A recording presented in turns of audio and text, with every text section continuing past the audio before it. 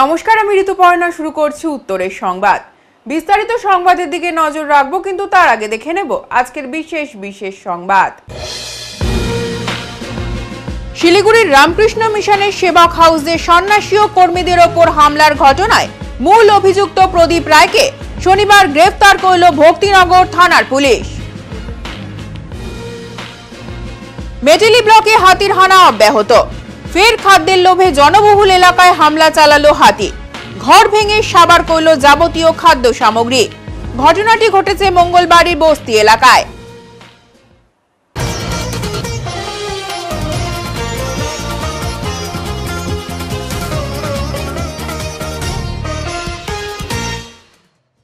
ভয়াবহ দুর্ঘটনা জলপাইগুড়ি জাতীয় সড়ক বিবেকানন্দ পল্লী এলাকায়। লরির সাথে ছোট গাড়ির সংঘর্ষে দুমড়ে মুচড়ে যায় 4 চাকার ছোট গাড়ি। প্রাণে বাঁচে ছোট গাড়িতে থাকা যাত্রী। ঘটনাস্থলে পুলিশ। পুজো দিতে যাওয়ার পথে দুর্ঘটনার কবলে জলপাইগুড়ির রাজবাড়ি পাড়ার বাসিন্দা। দুর্ঘটনাটি ঘটে জলপাইগুড়ি খড়িয়া অঞ্চলের বিবেকানন্দ পল্লী এলাকার জাতীয় সড়কে। রবিবার জলপাইগুড়ি বিবেকানন্দ পল্লী এলাকায় 31 নম্বর জাতীয় সড়কে লরি ও ছোট গাড়ির সংঘর্ষে ব্যাপক চাঞ্চল্য ছড়ায়। পুজো দিতে যাওয়ার পথে দুর্ঘটনার কবলে পড়েন জলপাইগুড়ির রাজবাড়ি পাড়ার বাসিন্দা সুদীপ কান্তি মজুমদার। আনুমানিক সকাল 10:50 নাগাদ জাতীয় সড়ক হয়ে একটি লরি যাচ্ছিল জয়গাতে। অপর একটি ছোট প্রাইভেট গাড়ি সেটি যাচ্ছিল জলপাইগুড়ি দোমোহনী এলাকায়। দুটি গাড়িতেই একজন করে চালক ছিল। হঠাৎ এর কোনো খবর নেই। ঘটনাস্থলে জলপাইগুড়ি ট্রাফিক পুলিশ পৌঁছেছেন এবং পুরো বিষয়টি খতিয়ে দেখছেন। আপনার নাম কি? আপনার নাম মোহন দাস। কোথায় যাচ্ছেন আপনি? আমি জয়গা। কি গাড়ি ছিল আপনার? ডালাবড়ি। আচ্ছা, কি ডালাবড়ি চালাই আমি। আচ্ছা, তো আমি ফুলবাড়ি দিয়ে আছি এলা আনলোড করিয়া। তো আমি আমার লাইনের মধ্যে আছে গাড়িটা। হ্যাঁ, আচ্ছা। আমি আস্তে আস্তে করে আসছিল। ও ছোট গাড়ি আমার পিছন দিয়া এদিক দিয়া আসিয়া ওই পাশে আমার ডাইনের সাইডে ঢুকাই দিল। আচ্ছা আচ্ছা। ঢুকাই দিয়ে আমি ব্রেক মারছি, তাও ও বাঁচি গেছে। অল্প গাড়িটা ড্যামেজ হয়ে গেছে। গাড়িতে কত? আপনার গাড়িতে কজন ছিল? আমার গাড়ি স্পিডে ছিল না, বেশি স্পিডে ছিল না। আগে মোটামুটি 30-35 স্পিড ছিল। আপনি একাই ছিলেন গাড়িতে? আমি একাই ছিল। সবাই ঠিকঠাক রয়েছে? হ্যাঁ, সবাই ঠিক আছে। আর ওই গাড়ির লোকজন সবাই ঠিকই আছে। কোথায় ঘটনা ঘটে কি জানতে পেরেছেন? কোথায় ঘটনা ঘটেছে জানতে পেরেছেন? কোথায় এটা? এটা কি আপনার টিস্টানের সামনে না? তিস্তার সামনে আছে। হ্যাঁ। পুলিশ এসছে ঘটনাস্থলে? পুলিশ আছে, পুলিশ দেখাদেখি করতেছে। তাহলে কি করবে? কি নাম আপনার বললেন? মোহন দাস। নদীর বাঁধের আশায় এখন প্রহর গুনছেন প্রায় 25টি পরিবার। কথায় আছে নদীর পাড়ে বাস, দুঃখ 12 মাস। সত্যি এই প্রবাদ বাক্যের সাথে বাস্তবের যেন মিল রয়েছে। নাগরাকাটা ব্লকে শুল্কাপাড়া গ্রাম পঞ্চায়েতের অন্তর্গত ছাড়টন্ডু এলাকার বাসিন্দাদের বর্ষার মুখে তাদের চরম দুশ্চিন্তার কারণ হয়ে দাঁড়িয়েছে পাহাড় থেকে বয়ে আসা গাচিয়া ও বালুঝরা পাহাড়ি নদী। পশ্চিমের দিকে রয়েছে গাচিয়া নদী আর পূর্ব দিকে রয়েছে বালুঝরা নদী। মাঝখানে প্রায় 25টি পরিবারের বসবাস। তারা সকলেই দিন আনা দিন খাওয়া মানুষজন বলে দাবি। কিন্তু তাদের কপালে বর্ষা আসলেই দুশ্চিন্তার ছাপ পড়ে। বর্ষাকালে ফুলে ফেপে ওঠে গাচিয়া ও বালুঝরা নদী। সেই নদীর জল বৃদ্ধি পেয়ে বাড়িতে প্রবেশ করে। তাই প্রতি মুহূর্তে তাদের দুশ্চিন্তায় থাকতে হয়। এলাকার বাসিন্দাদের স্বপ্ন দেখিয়েছিলেন তাদের দুশ্চিন্তার অবসান হবে। ভোটের সময় কথা দেওয়া হয়েছিল সেখানে বাঁধ হবে বলে দাবি বাসিন্দাদের। কিন্তু ফের বর্ষাকাল চলে এলেও পরিবারগুলোর দিকে কেউ আর মুখ তুলে তাকায়নি বলে অভিযোগ। বাসিন্দাদের আরও অভিযোগ, ভোট আসলেও নেতা মন্ত্রীদের আনাগোনা লেগেই থাকে এলাকায়, কিন্তু ভোট মিটলেই দেখা মেলে না জনপ্রতিনিধিদের। উল্লেখ্য, 2 নদীর জল বৃদ্ধি পেয়ে বাড়িতে প্রবেশ করায় বাড়ি ছাড়া হতে হয় ওই পরিবারগুলোকে। তারা আশ্রয় নেন নির্দিষ্ট কোনো স্কুলে বা নদীর চরের মধ্যেই তাঁবু খাটিয়ে তাদের থাকতে হয়। নিজেদের পাশাপাশি গবাদি পশু নিয়েও দুশ্চিন্তায় পড়েন তারা। তবে প্রশ্ন থেকে যাচ্ছে, কবে এই সমস্যা থেকে মুক্তি পাবেন এলাকার সাধারণ দিন আনা দিন খাওয়া মানুষগুলি। আপনার তো এই নদীর ধারেই বাড়ি, তবে বর্ষা আসলে কি কি সমস্যা হয় আপনাদের? আমাদের বর্ষা আসলে সমস্যা হয় এই যে বন্যা আসলে, বৃষ্টি পড়লে আমাদের বাড়ি ঘরের খুব কষ্ট, বাচ্চা কাচ্চা নিয়ে থাকার খুব কষ্ট। আমরা তাম্বু থেকে থাকি, স্কুল মাঠে যাই। কতদিন যাবত এই সমস্যায় ভুগছেন? এই 18-19 বছর। প্রতিশ্রুতি ভোটের সময় ঠিকই ওরা ভোট নেয়, আর কিন্তু প্রতিশ্রুতি দেয় না কোনো। এখন কি চাচ্ছেন আপনারা? আমরা কি চাচ্ছি, আমাদের একটু বাড়িঘর ঠিক করে দোক, বান দোক একটা। কোন নদীর জল বৃদ্ধি পেয়ে বাড়িতে ভিতরে প্রবেশ করে? গাঠিয়া এবং বালুঝরা। হ্যাঁ, এই 2টা নদীরই। প্রায় এই এলাকায় কত মানুষের বসবাস? 25 জন। 25টি পরিবারের বসবাস। হ্যাঁ। এখন কি চাচ্ছেন আপনারা? আমরা কি চাচ্ছি, একটা বড় বাঁধ হোক পাথরের, এটাই বাচ্চা কাচ্চা নিয়ে খুব অসুবিধা। বর্ষার দিন আসলে বন্যা হলে আমরা উনান জ্বলে না, খাওয়ার খুব কষ্ট। বাচ্চা নিয়ে থাকি ওই যে টাম্পু টাঙ্গে। এটা কোন এলাকা? এটা ষাটটন্ডু। আপনার নাম? রিঙ্কি বেগম। দেখছেন আমরা তো 15-20 বছর থেকে আমরা কমপ্লেন করতেছি, কিন্তু কোনো প্রধান পঞ্চায়েত এর কথা কোনো গুরুত্বই দিচ্ছে না উপর মহলের। এইবার যদি বর্ষণ হয় তাহলে ওই 25টা বাড়ি জলের তলায় চলে যাবে সব, একদম খুবই ভয়াবহ আছে। এই বর্ষাকালে যদি এখানে বান মেরামত না হয় তাহলে ওই 25টা গ্রাম থাকবে না।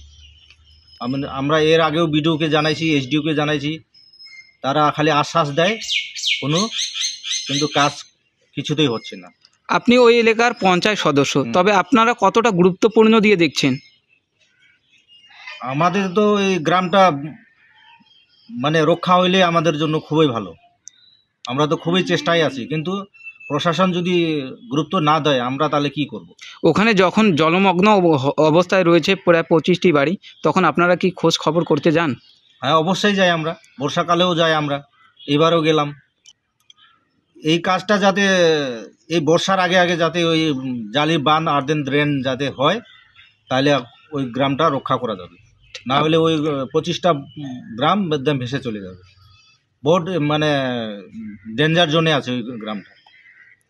পরিষেবা তো আজ অবধি সঠিকভাবে ওখানে কাজই হয়নি। আপনারা চাচ্ছেন দ্রুতই বাঁধ নির্মাণ হোক? দ্রুত বাঁধ নির্মাণ হলে আমাদের খুবই গ্রামের রক্ষা হবে। আপনার পরিচয়? আমার নাম হচ্ছে সরজিৎ শৈব, ষাটটন্ডু বস্তির পঞ্চায়েত মেম্বার। নমস্কার, আমি শীতল মিস্ত্রি, মিশুলকাপাড়া গ্রাম পঞ্চায়েত আমি প্রধান। ঠিক আছে, যখন আপনারা একটা মানে এক জায়গায় প্রবলেম নিয়ে আসছেন, ওইটা তো এরিয়া আমাদেরটাই পড়ে, শুলকাপাড়া আন্ডারে পড়ে। আর এখন যাতে আপনারা সবাই জানেন ভোটের জন্য কোড অফ কন্ডাক্ট লাগাই আছে, এখন এর মধ্যে তো আমরা কোনো কাজ করতে পারবো না। ঠিক আছে, মানে এই মানডে আমরা নিজস্ব যাই দেখে আসবো, মানে কি হয়েছে কি না হয়েছে আর কেমন কাজ দরকার না দরকার আমরা যে দেখে আসি, তারপরে আমরা করতে পারবো। 100 বার পাবে। কেন ওখানে আমি শুনেছি জেলা পরিষদ থেকে ওখানে ব্রিজও স্যাংশন হয়ে গেছে। হ্যাঁ, ওখানে মানে ব্রিজও হয়ে যাবে। ওনাদের একটা অভিযোগ, ভোট আসে ভোট যায়, প্রতিশ্রুতিও মিলে এই রকমই, কিন্তু বাস্তবে কিছুই হয় না। না না, হচ্ছে কাজ হচ্ছে, কেন হবে না?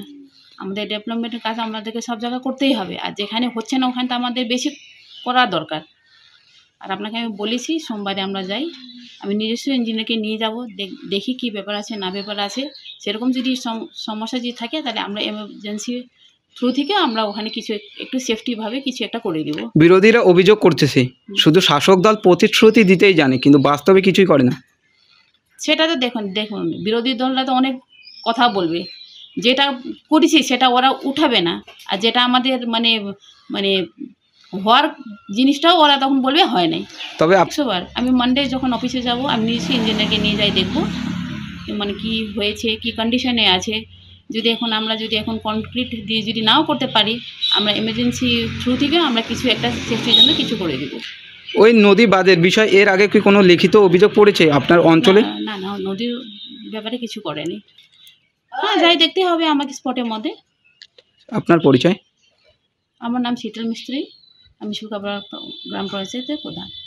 মেটেলি ব্লকে হাতির হানা অব্যাহত, ফের জনবহুল এলাকায় খাদ্যের লোভে হাতি হামলা চালালো। মেটেলি ব্লকে হাতির হানা অব্যাহত, ফের খাদ্যের লোভে জনবহুল এলাকায় হামলা চালালো হাতি। ঘর ভেঙে সাবার করল যাবতীয় খাদ্য সামগ্রী। ঘটনাটি ঘটেছে মঙ্গলবাড়ি বস্তি এলাকায়। জানা গিয়েছে শনিবার গভীর রাতে সংলগ্ন পানছোড়া জঙ্গল থেকে একটি হাতি বেরিয়ে চলে আসে মঙ্গলবাড়ি বস্তি এলাকায়। ওই এলাকায় বিপুল ওরাও ও প্রেম ওরাওয়ের বাড়িতে হামলা চালায় হাতিটি। বুঝতে পেরে বাড়ির লোকজন পালিয়ে কোনো ক্রমে প্রাণে বাঁচেন। পরে স্থানীয় বাসিন্দাদের চিৎকারে হাতিটি ফের জঙ্গলে চলে যায়। তবে যাবতীয় ক্ষতিপূরণের দাবি করেছেন বাসিন্দারা। এ বিষয়ে বন দপ্তরের খুনিয়া স্কোয়াডের রেঞ্জার সজল কুমার দে জানান, নির্দিষ্ট ফর্মে আবেদন করলে সরকারি নিয়মে ক্ষতিপূরণ দেওয়া হবে। এদিন খবর পেয়ে এলাকায় গিয়ে হাতি তাড়ানোর চেষ্টা করেন বনকর্মীরা।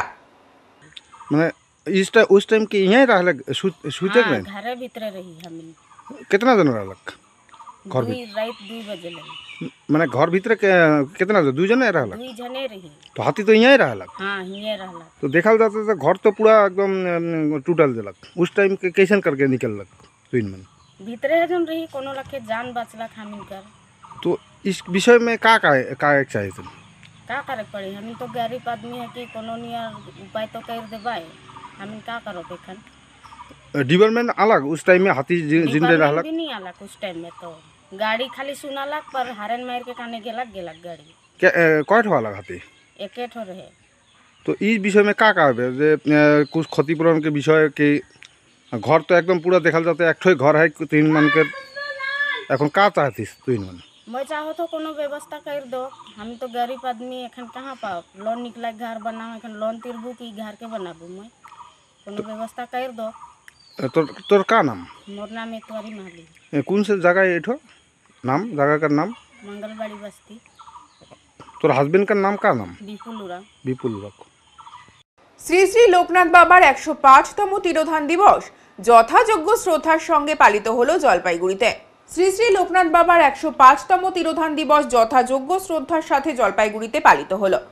আজ শ্রী শ্রী লোকনাথ বাবার তিরোধান দিবস, সেই উপলক্ষে জলপাইগুড়ি যোগমায়া কালীবাড়িতে বিভিন্ন অনুষ্ঠানের আয়োজন করা হয়েছিল। এই উপলক্ষে আজ সকালে যোগমায়া কালীবাড়িতে অবস্থিত লোকনাথ বাবার মন্দিরে সকাল থেকেই পূজা অর্চনা শুরু হয়। সকাল থেকেই ভক্তদের সমাগম ছিল চোখে পড়ার মতো। পুরোহিতের উপস্থিতিতে লোকনাথ বাবার পূজা অর্চনা শুরু হয় এবং খিচুড়ি ভোগ রান্না করা হয়, যা সকলের জন্য বিতরণ করা হবে এই দিন। হাতে নেন, যদি কেউ আশীর্বাদ নেয় বাবার দিয়ে দেবেন, না হলে মন্দিরে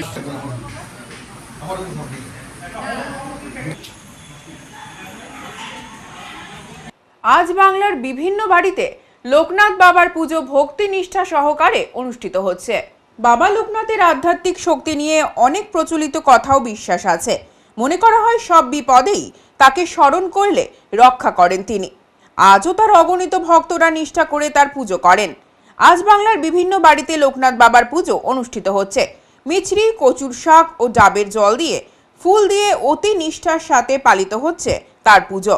এদিন বিভিন্ন মন্দিরের পাশাপাশি গৃহস্থ বাড়িতেও সমারোহের সাথে পালিত হলো লোকনাথ বাবার 105তম তিরোধান দিবস। এদিন জলপাইগুড়ি শহরের বিভিন্ন বাড়িতে অতি ভক্তি নিষ্ঠার সাথে লোকনাথ বাবার তিরোধান দিবস পালিত হয়। এই বিষয়ে এক ভক্ত পার্থ দে জানায়, প্রতি বছর অতি ভক্তি ও নিষ্ঠার সাথে লোকনাথ বাবার পুজো করে আসি।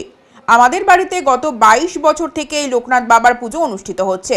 খুব ভালো লাগে, সকাল থেকেই পুজো চলে। দুপুরে প্রসাদ বিতরণের ব্যবস্থা থাকে। প্রচুর ভক্ত এখানে আসে ঠাকুরের কাছে তাদের আশা পূরণের জন্য। আমাদের বাড়িতে প্রায় 22 বছর ধরে আমরা এই পুজো নিষ্ঠার সঙ্গে পালন করে আসছি এবং সব পরিবার আমরা উপস্থিত থাকি এবং সুসম্পূর্ণভাবে আমরা এই পূজাটা আমরা সম্পন্ন করি। এই পুজোর পাশাপাশি কি প্রসাদ খাওয়ানো হচ্ছে? হ্যাঁ, প্রসাদ খাওয়ানো আমাদের ব্যবস্থা থাকে। এটা কোথায় আপনাদের বাড়ি? আমাদের বাড়ি সেনপাড়া, সেকেন্ড কালীবাড়ি। উত্তরের সংবাদে এখন সময় বিরতির, সঙ্গে থাকুন, ফিরে আসছে আরো সংবাদ নিয়ে। সব সময় সব দিকের সব খবর পেতে সাবস্ক্রাইব করুন, বেল আইকনটি প্রেস করে আপডেট থাকুন।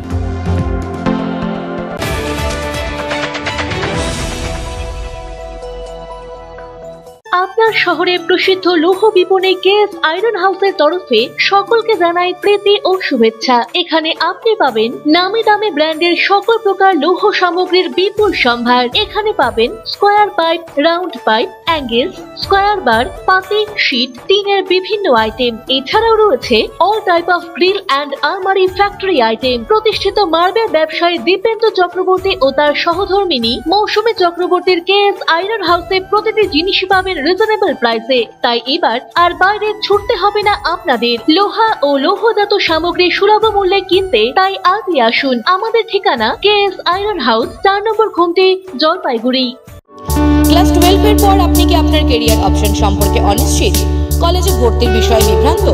আমরা ভারতবর্ষ এবং তার বাইরের কলেজগুলিতে অ্যাডমিশন অ্যাসিস্ট্যান্ট দিয়ে থাকি, তাও আবার সম্পূর্ণ বিনামূল্যে। তাই দেরি না করে অতি সত্বর যোগাযোগ করুন জলপাইগুড়ির একমাত্র ক্যারিয়ার কাউন্সেলিং সেন্টার ড্রিমস এডটেকের সাথে। আমাদের অভিজ্ঞ কাউন্সিলররা নিশ্চিত করবেন আপনি যেন সঠিক সময়ে সঠিক স্ট্রিম এবং সঠিক কলেজটি বেছে নিতে পারেন। আমাদের অন্যান্য পরিষেবাগুলি হলো ক্যারিয়ার কাউন্সেলিং, প্যারেন্টিং কাউন্সেলিং ও ইন্ডিভিজুয়াল কাউন্সেলিং। তাই আপনার সফলতার পথকে সুগম করে তুলুন আমাদের হাত ধরে।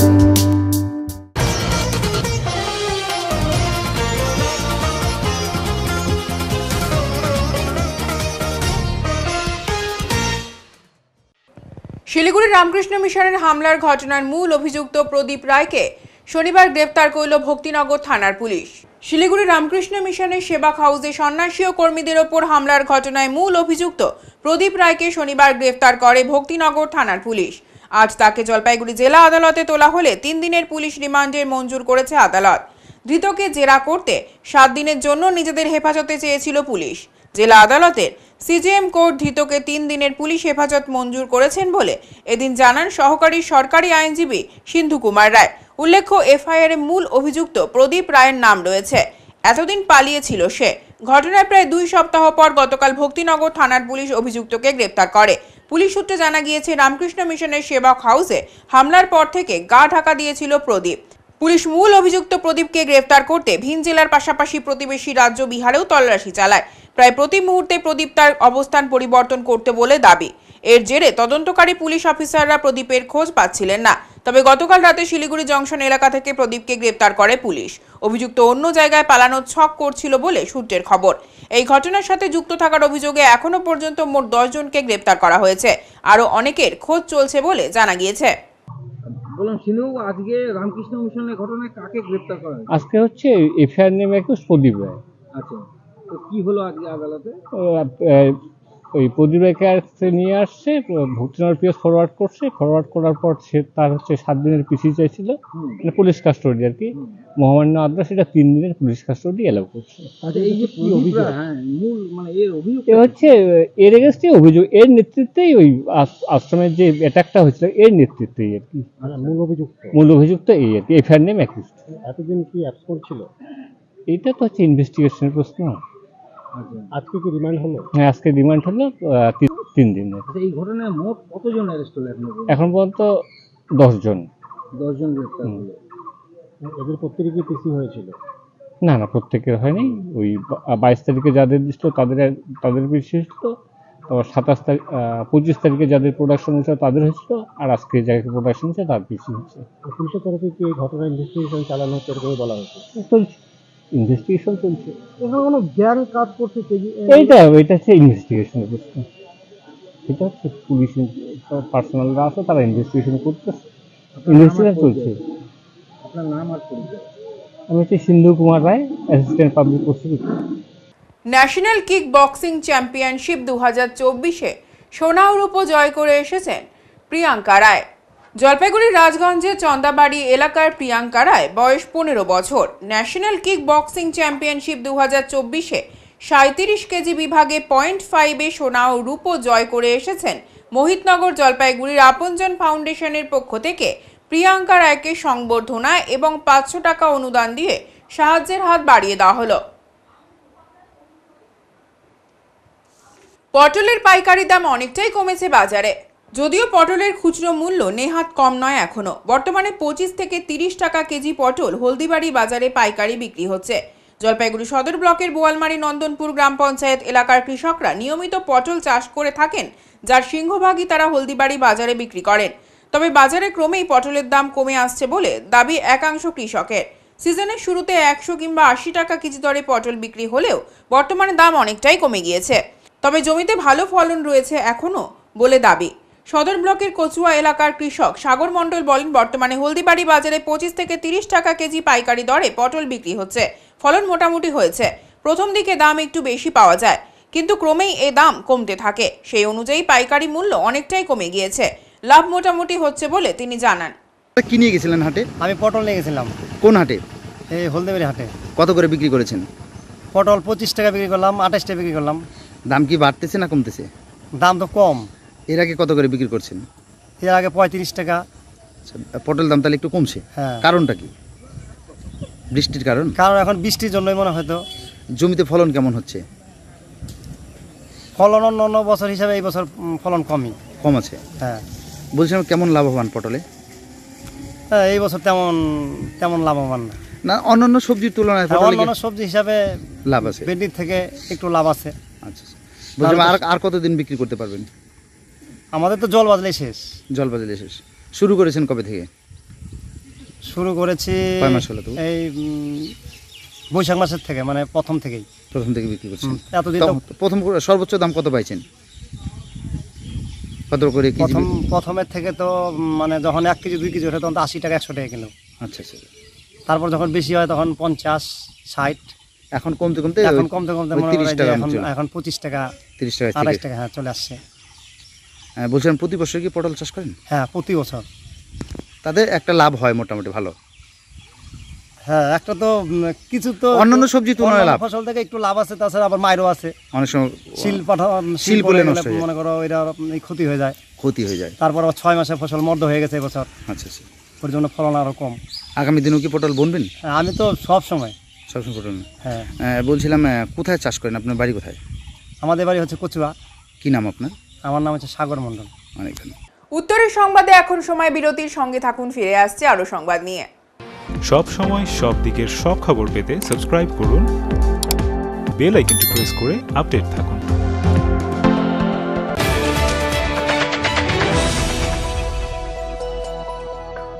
আপনাদের বিশ্বস্ত বস্ত্র প্রতিষ্ঠান দিনবাজার মদনলাল ব্রিজমোহন নিয়ে এসেছে হোম ফার্নিশিং এর এক্সক্লুসিভ শোরুম বেঙ্গল ফার্নিশিং। এখানে পাবেন আকর্ষণীয় মন মাতানো রেডিমেড পর্দা, পর্দার কাপড়, সোফার কাপড়, bedsheet, bed cover, towel, carpet, ডোহার, ব্লাইন্ডস, ওয়ালপেপার, কুইলস, ব্ল্যাঙ্কেট এবং অন্যান্য হোম ফার্নিশিং এর বিপুল সম্ভার। তাই আজই আসুন আমাদের নতুন শোরুমে। আমাদের ঠিকানা Bengal furnishing, Ukilpara, near Domino's, Jalpaiguri. যোগাযোগ করুন 9733355575 এই নম্বরে।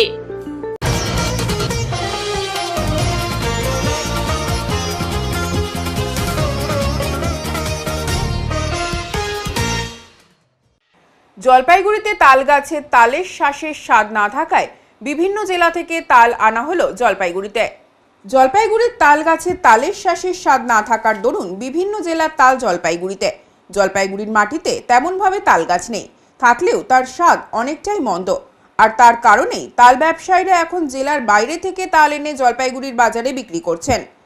এখন যেহেতু গরম, আর তাই কাঁচা তালের চাহিদা তুঙ্গে। এই গরমের হাত থেকে রেহাই পেতে কিছুটা হলেও গলায় স্বস্তি দেয় তালের শ্বাস।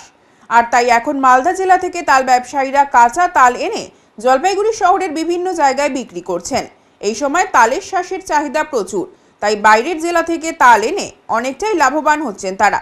বিক্রেতারা বলেন, একসময় তালের শ্বাস জলপাইগুড়িতে পাওয়া যেত, স্বাদ অনেকটাই ভালো ছিল, খেতেও অনেকটাই ভালো ছিল। কিন্তু এখন জলপাইগুড়িতে তাল গাছ প্রায় নেই বললেই চলে। যে কয়েকটি গাছ আছে তাদের তালের শ্বাস তেমন ভালো নেই, তাই এখন দূর দূরান্ত অর্থাৎ মালদা জেলা থেকে তালের শ্বাস এখানে এনে বাজারে বিক্রি করছেন। বিক্রি হচ্ছে 25 থেকে 30 টাকা দরে। মূলত কোথাকার আর এই তালের এখন জামাই ষষ্ঠীর সামনে এখন তাল নিয়ে আসি মালদার থেকে বহুত কষ্ট করে। বৃষ্টি বাদল নাই, মাঝখানে গরম পুরা খরা গেল, গাছে যদি রস না পায় কোথা থেকে ফল জোগাড় হবে বলে? জলপাইগুড়িতে তালের গাছ নেই? তালের গাছ আছে, জলপাইগুড়ি লোকাল তাল ভালো না, তিতা করে। মালদার থেকে আনলেন? মালদার থেকে আনলেন। মালদার থেকে এনে কি বিক্রি করে লাভ হবে? হ্যাঁ হবে, লাভ হবে। কত করে বিক্রি হচ্ছে? 30 টাকা পার পিস। কেমন চাহিদা রয়েছে? চাহিদা ভালো আছে। এখন পর্যন্ত বিক্রি কেমন? ভালো। কতদিন চলবে?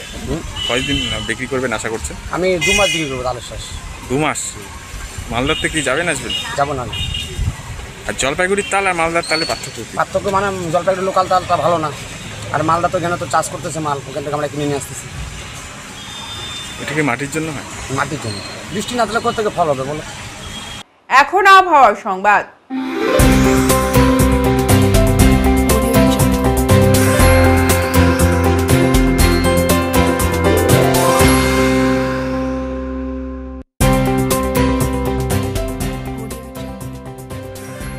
কেন্দ্রীয় আবহাওয়া দপ্তরের জলপাইগুড়ি কেন্দ্র থেকে পাওয়া তথ্য অনুযায়ী রবিবার দিনের সর্বোচ্চ তাপমাত্রা ছিল 33 ডিগ্রি সেলসিয়াস ও সর্বনিম্ন তাপমাত্রা ছিল 22.2 ডিগ্রি সেলসিয়াস। গত 24 ঘন্টায় বৃষ্টিপাতের পরিমাণ ছিল 56.4 মিলিমিটার। শেষ করার আগে আজকের বিশেষ সংবাদ আরো একবার। শিলিগুড়ির রামকৃষ্ণ মিশনের সেবক হাউসে সন্ন্যাসী ও কর্মীদের ওপর হামলার ঘটনায় মূল অভিযুক্ত প্রদীপ রায়কে শনিবার গ্রেফতার করল ভক্তিনগর থানার পুলিশ। মেটেলি ব্লকে হাতির হানা অব্যাহত, ফের খাদ্যের লোভে জনবহুল এলাকায় হামলা চালালো হাতি, ঘর ভেঙে সাবার করল যাবতীয় খাদ্য সামগ্রী। ঘটনাটি ঘটেছে মঙ্গলবারের বস্তি এলাকায়। উত্তরের মন পরিবেশিত উত্তরের সংবাদ এখনকার মতো এই পর্যন্তই। নমস্কার।